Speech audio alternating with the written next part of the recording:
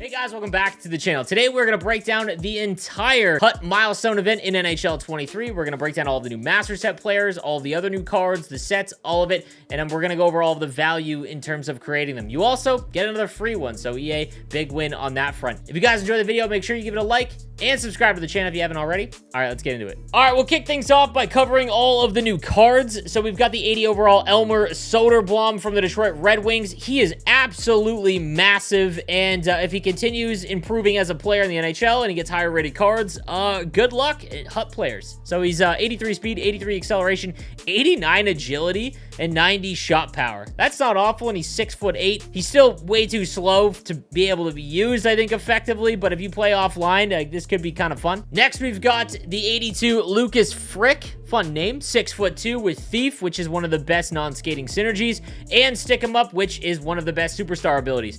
84 speed and 81 acceleration, though, that just kind of ends the conversation. So unfortunately, that's, not really usable, but he's got really good abilities and synergies. Next, we've got the 83 Peter Tavola, 6'4" right winger with Gladiator and No Contest, 81 speed, 76 acceleration. I mean, I know I harp on speed quite a bit, guys, but, yeah. All right, this is one of the newest things they've added this year. The 83 Alexander Edler, there's 3 cards in total, including Alex Edler, that once they hit a certain milestone, in this case, it'd be 1,000 games played for Alex Edler, they will jump up to an 89 and become a Master Set player, which is awesome. I love that addition to the game. He's got Bombarded and Wingman. Right now, even at 83, at 6'4", that's not half bad, considering he's got Silver Shutdown and 88 defensive awareness and 88 stick checking. Like, on a no money spent team or a team that's struggling to find left-handed defensemen, this is already a solid card. Now, he won't go up, though, until he hits 1,000 games, which at the earliest right now is December 23rd. So you have to keep that in mind. He's going to be expensive probably if he's on the auction house, but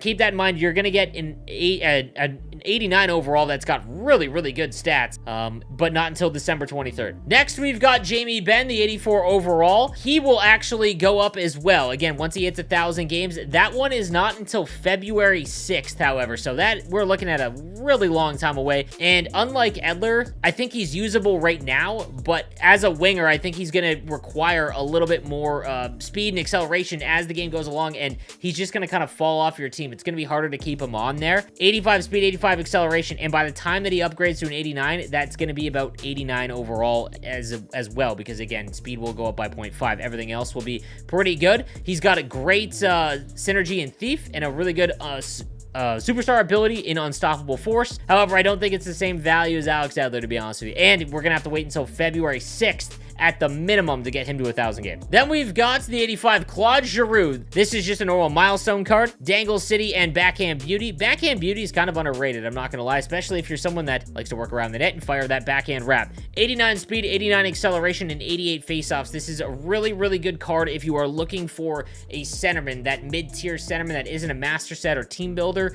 Claude Giroux cards early on are always really effective because of that faceoff rating, so not a bad option here. Then we've got the 85 Jesper Bratt with Thief. Again, one of the better synergies. 88 speed, 88 acceleration, and mid to high 80 shot. I think, honestly, he's not a bad card, but there's a lot of fast lefties that are even slightly bigger, and I think on wing, you want to look for speed, and because he doesn't really have a very good balance attribute at 83, and he's only 5'10", if you're someone who holds onto the puck and you don't rely on just wingers being extremely fast and speedy, you could probably look elsewhere, but he's been one of the best cards, or best players in the actual NHL, so he gets one at the 85 overall. Then we've got the 86 John Tavares with Light the Lamp and Third Eye. Third Eye is one of the less useful superstar abilities, and man, John Tavares will forever be remembered in Hockey Ultimate Team as the player that will always have extremely low skating. Like, they hammer him. He is like the older generation of HUT's Alexander Barkov. So 86 speed, 85 acceleration, has decent faceoffs at 86.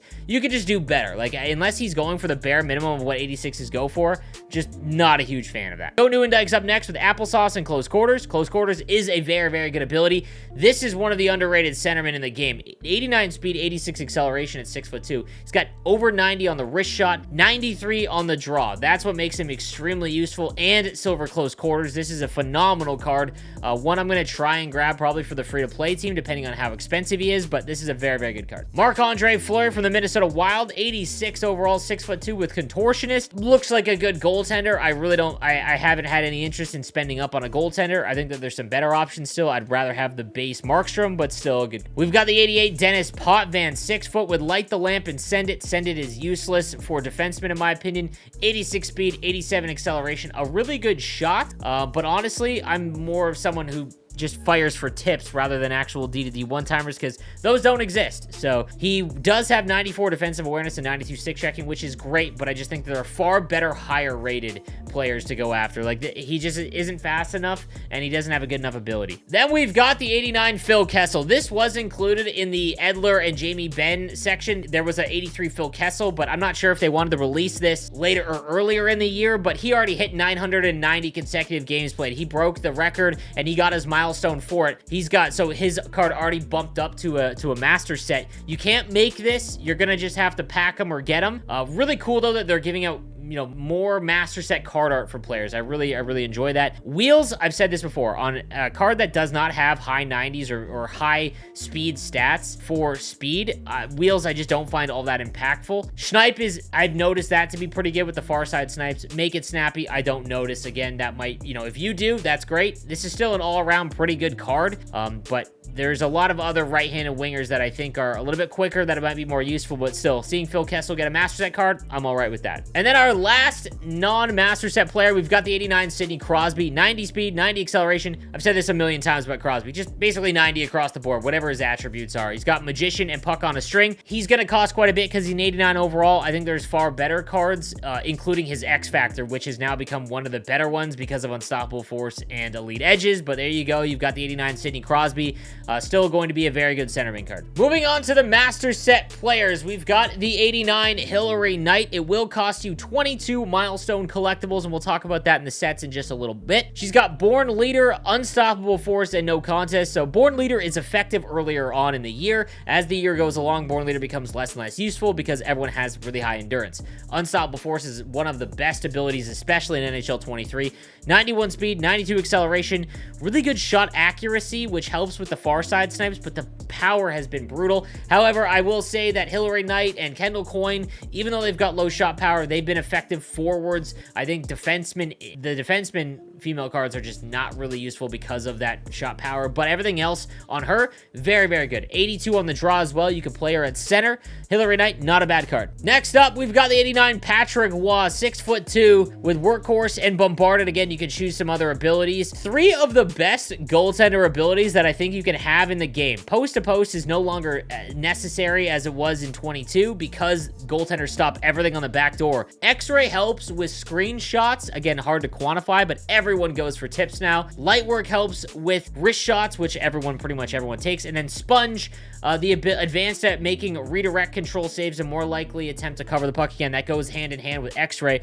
That could be extremely effective. Now, I would never recommend taking or making a master set goaltender because I don't think the value is there at all. Your defense is what makes your goaltender good. Everything else is really good, though. He's got 71 aggression. Aggression you want as low as possible. 86 speed is a little bit low. Speed is the most important goaltender attribute, but then glove high at 91. Like, he is probably one of the best goaltenders in the game right now, but again, it's all going to depend on how you play defense. Next, we've got the 89 Oliver Ekman-Larsson from the Arizona Coyotes with Bombarded, Protector, as well as well-rounded and Light the Lamp. Not very, very good synergies, in my opinion. Gold Stick 'em Up is one of the best, if not the best, defensive ability, however, and Seeing Eye is sneaky good as a silver ability because it only costs 3 points. Tape to Tape, I don't think there's any usefulness because of the pass assist being turned back on in NHL 23. 89 speed, 89 acceleration, a good shots, good defensive abilities. This is a slightly bigger Bowen Byram, and I'll talk about what to do and what I think that cards you should make in terms of your master sets when I do a tier list for them,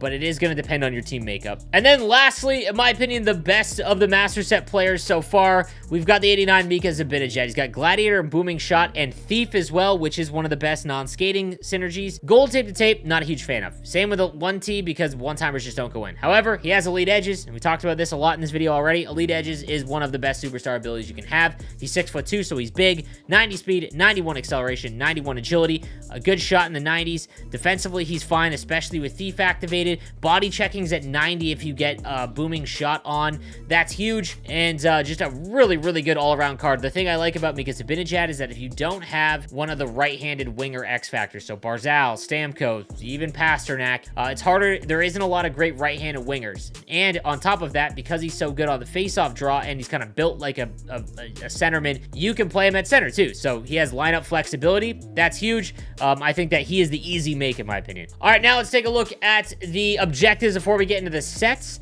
Again, EA has basically given us a free master set player. So by completing games with milestone cards in HUT Champs, Rivals, and Squad Battles in the next 30 days, you will have enough to upgrade an 84 all the way to an 89. I have loved that about EA. This game has been a pretty big disaster in all aspects of the actual game, but the content has been pretty fire, outside of the expensive Evo, obviously.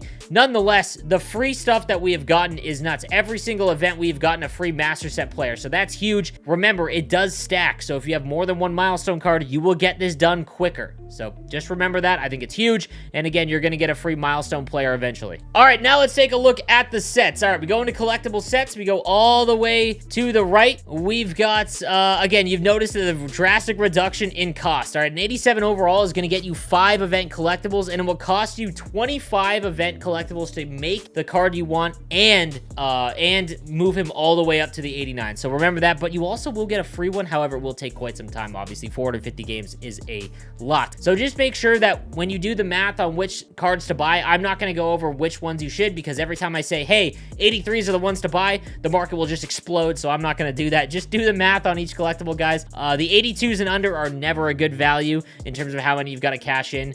So just start at 83s and above and do the math there. All right, taking a look at the other sets, we've got fantasy hockey collectibles for 2 times the milestone collectible. If you're no money spent and you have already opened up the packs, that's what I told you guys to do. If you're no money spent, you have the fantasy hockey collectibles, you're obviously not going to make one of the fantasy hockey players, so make the packs that are available to them. I think I might still do that, because knowing that you get free collectibles, you might as well take the free packs that you can still get in the fantasy hockey set. That's only available for another day though, so just remember that. I think I don't know if I would do this, because again, just not a lot of value there. I think the fantasy hockey collectibles cost way more to make, and I don't know, I'd rather just do the packs. I think moving on, we've got the 2 for a choice pack, 1 of 2. I wouldn't do this, because for 1 extra you're going to be able to choose whatever one you want. And again, collectibles are not that expensive. You can do 2 milestones for a prime pack set. I wouldn't do the packs unless you, again, are free to play. And even if you are free to play, it's not expensive to make these master set players. So if you are going to make them, really the choice is between Zibanejad and OEL. And again, in my tier list video, I'll go over which ones are the situations and what I would think to actually make which ones to make. Guys, just taking a look at the store real quick, there isn't really any packs that are worth it if you're going to open with coins. Every once in a while, they put out a pack that makes it kind of worth it with guaranteed stuff. None of these packs are worth it. Even if you spend money on the game, I strongly wouldn't. Actually, all of the packs that are available right now are actually brutal, so I would just wait until new packs come in the store. All right, guys, that is going to do it for the milestone event. Let me know what you think in the comments section down below. Excited to see what week 2 of the event brings. Thank you guys again for watching. I'll see you next time.